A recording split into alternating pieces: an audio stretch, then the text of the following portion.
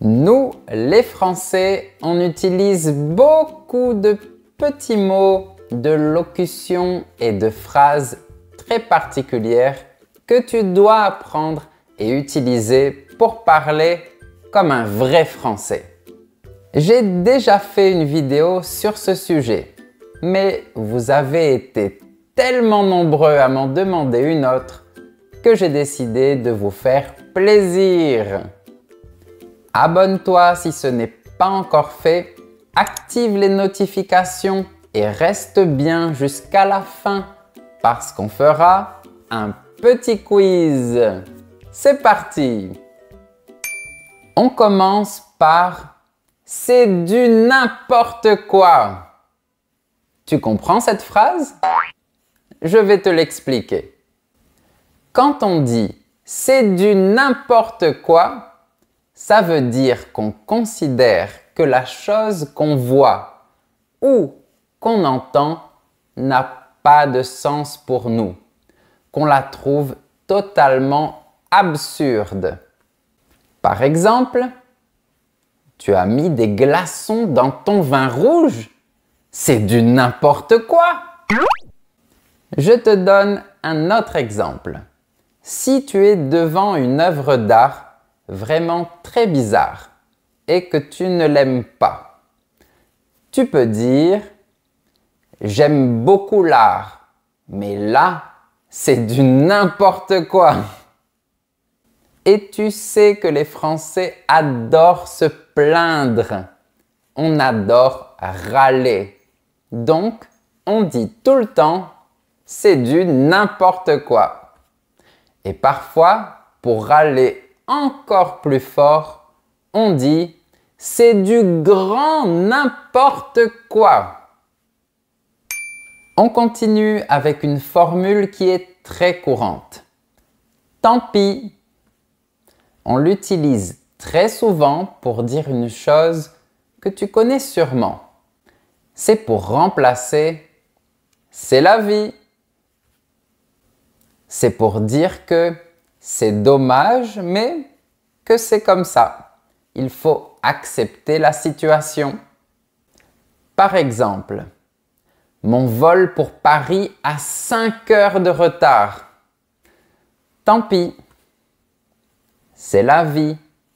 C'est comme ça. Je te donne un autre exemple. Pierre ne peut pas venir chez nous demain. Tant pis. C'est dommage, mais c'est comme ça. Vu que, pour exprimer une cause qui est évidente, de manière un peu familière, on dit vu que. C'est comme parce que, mais quand la cause est vraiment évidente. Par exemple, tu vas m'aider à porter mes cartons vu que tu es là. Ça veut dire tu vas m'aider à porter mes cartons parce que tu es là. La raison est évidente. Tu es là, donc tu peux m'aider. Et voilà deux synonymes de vu que qui sont très utilisés. Étant donné que et puisque. Mais pas du tout! Mais jamais de la vie! Quand tu veux insister sur le fait qu'une chose est complètement fausse, tu peux utiliser « mais pas du tout » ou « mais jamais de la vie ». Ça, c'est vraiment français. Par exemple, « Quoi? Moi, j'ai dit du mal de toi? Mais pas du tout. Mais jamais de la vie. » Ça signifie « mais c'est complètement faux. » Ouais, t'as pas tort. Quand tu veux faire une concession, dire que l'autre a raison sur un point, tu peux utiliser « ouais, t'as pas tort ». Ça signifie « oui, tu as raison ». Par exemple, Notre avion part à 18 heures. Donc, on peut se lever à 11 heures. Ouais, t'as pas tort. C'est vrai qu'on peut aussi dire « tu as raison ». Mais nous, les Français, on adore utiliser la négation. Et si tu veux dire que l'autre personne a raison, mais qu'elle oublie un point important, qu'il y a un problème auquel elle n'a pas pensé, tu peux dire une chose bizarre. Oui, mais non. Par exemple, si on reprend la situation précédente, notre avion part à 18 heures, donc on peut se lever à 11 heures. Oui, mais non. On doit libérer la chambre à 10 heures. Ça signifie « c'est vrai », mais attention, tu oublies un point important. On doit libérer la chambre à 10 heures. C'est pas con. Quand tu veux approuver une idée, dire qu'elle est bonne, intelligente et utile, tu peux dire « c'est pas con ». Je sais que ça peut paraître bizarre parce que « c'est pas con » signifie littéralement « c'est pas idiot ». Mais crois-moi, c'est très utilisé. Ça veut dire « bonne idée » ou « c'est intelligent ». Par exemple, « j'ai planté des légumes pour en manger gratuitement ». C'est pas con. Qu'est-ce que t'as planté? Ça veut dire « c'est une bonne idée ». Qu'est-ce que t'as planté? Voilà un autre exemple. Tu pourrais t'abonner à ma chaîne pour progresser en français. C'est pas con. Par contre, quand tu veux faire une opposition, tu peux utiliser « mais » ou employer la locution « par contre » qui est un peu plus décontractée. Je te donne un exemple. Généralement, Fabrice est très calme. Par contre, aujourd'hui, il est infernal. C'est la même chose que généralement, Fabrice est très calme, mais aujourd'hui, il est infernal. J'adore utiliser cette formule. Par contre, en gros, si tu veux résumer une longue histoire plus rapidement, tu peux utiliser la locution « en gros ». Par exemple, le directeur a dit beaucoup de choses, mais en gros, il veut qu'on travaille plus. Ça veut dire, le directeur a dit beaucoup de choses, mais en résumé, il veut qu'on travaille plus. À part ça, pour passer à un autre sujet, pour parler d'autre chose en français, on dit très souvent « à part ça ». Par exemple, je t'ai beaucoup parlé de mon travail, mais à part ça, en juillet, je vais en vacances aux Maldives. Ça signifie « mais pour parler d'autre chose, en juillet, je vais en vacances aux Maldives ». À part ça, si tu trouves que la vidéo est intéressante, mets un j'aime pour me le montrer. C'est reparti. Il paraît que. Quand tu veux exprimer une chose que les gens disent, tu peux dire « il paraît que ». Ça signifie « j'ai entendu dire que ». Par exemple, il paraît qu'il y a souvent des grèves en France. C'est vrai? C'est la même chose que j'ai entendu dire qu'il y avait souvent des grèves en France. C'est vrai? Ben ouais, on est en France. Il y a toujours une grève quelque part. C'est dans notre ADN. Il y a moyen que. Quand tu veux demander si une chose est possible, tu peux dire « il y a moyen que ». Attention, généralement, à l'oral, on retire le mot « il » et on dit directement « il y a moyen que ». Ça signifie « tu peux ». Par exemple, « il y a moyen que tu m'aides sur ce projet ». Tu peux m'aider sur ce projet? Et tu peux répondre « non, il n'y a pas moyen, j'ai trop de trucs à faire ». Non, ce n'est pas possible, j'ai trop de trucs à faire. Si ça se trouve, si tu veux éviter de dire « peut-être que » et que tu veux parler comme un Français ou comme une Française, tu peux utiliser la locution « si ça se trouve ». Par exemple, « elle t'a pas encore appelé, mais si ça se trouve, elle n'a pas de réseau ». Ça signifie « elle t'a pas encore appelé, mais peut-être qu'elle n'a pas de réseau ». Et attention, avec « si ça se trouve », on n'utilise pas le mot « que ». On met la phrase directement après. Elle t'a pas encore appelé, mais si ça se trouve, elle n'a pas de réseau. Il faut dire que quand tu veux rappeler un point important, tu peux utiliser « il faut dire que ». Ça signifie c'est important de rappeler que.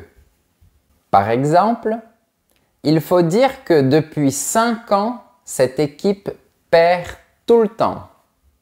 Ça signifie c'est important de rappeler que depuis 5 ans, cette équipe perd tout le temps. Petit détail important, de manière plus familière, il faut dire que se transforme en « il faut dire que » sans prononcer la lettre L ou en « faut dire que ». On retire complètement le sujet « il ». Faut dire que la langue française aime compliquer les choses. C'est du n'importe quoi. Je t'en prie.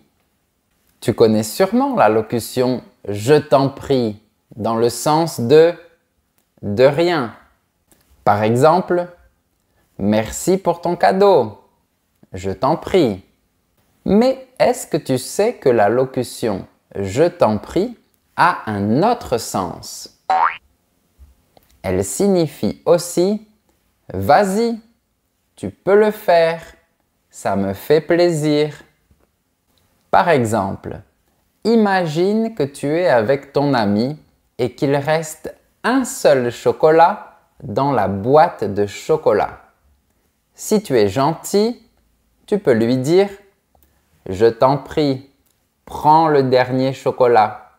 Je sais que tu adores ça. » Ça veut dire « vas-y, tu peux prendre le dernier chocolat.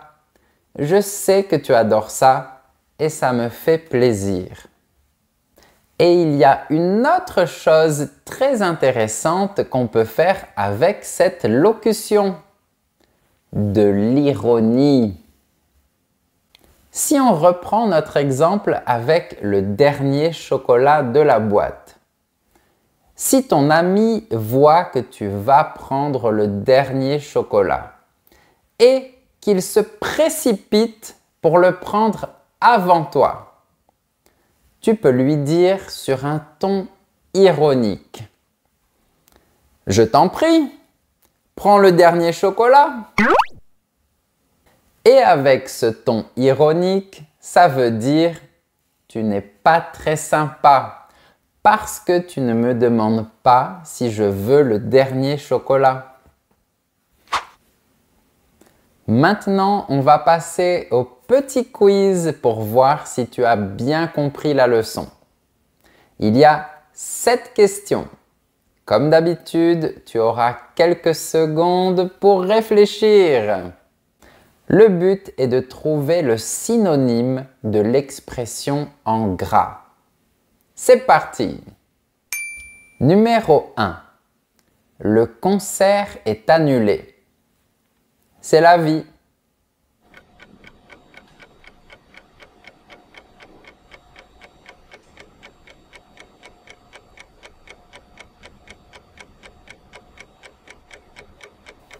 La bonne réponse est le concert est annulé. Tant pis. C'est la vie égale tant pis. Numéro 2. Peut-être qu'on ira faire du ski en février.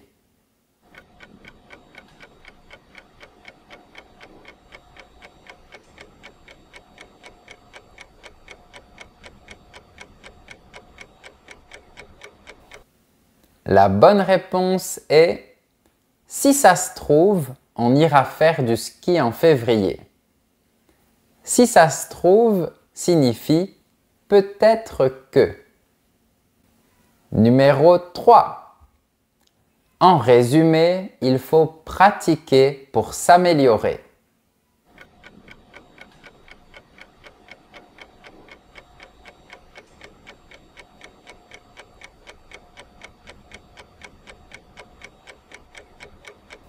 La bonne réponse est en gros, il faut pratiquer pour s'améliorer. En gros signifie en résumé. Numéro 4. Vas-y, tu peux prendre ma place si tu veux.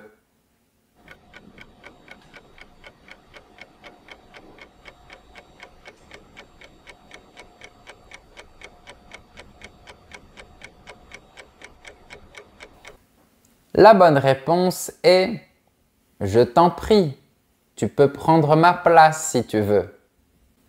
Je t'en prie signifie « Vas-y, ça me fait plaisir ».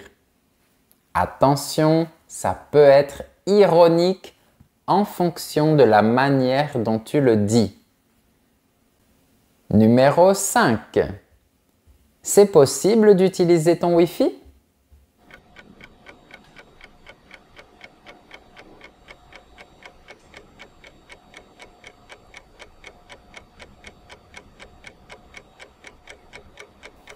La bonne réponse est « Il y a moyen d'utiliser ton Wi-Fi ?» Il y a moyen signifie « C'est possible ». Numéro 6.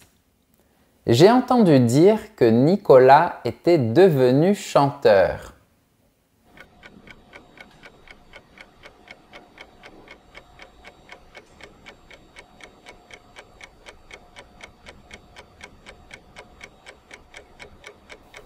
La bonne réponse est « Il paraît que Nicolas est devenu chanteur ». Il paraît que signifie « J'ai entendu dire que ». Numéro 7. J'adore le Canada, mais il fait froid là-bas.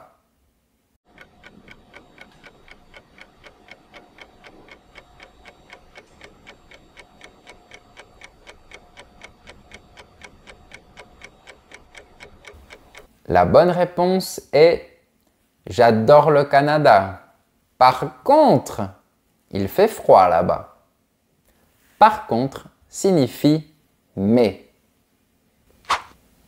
Voilà, maintenant tu parles un peu plus comme un Français. N'hésite pas à revoir toutes les explications et à me donner le résultat du quiz dans les commentaires. Et si tu connais d'autres expressions ou locutions que les Français utilisent beaucoup, écris-les aussi dans les commentaires.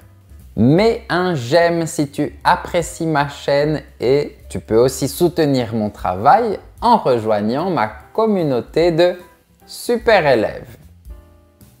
Ah, jette un œil à la description de la vidéo. Je te laisse plein de liens très utiles. À bientôt!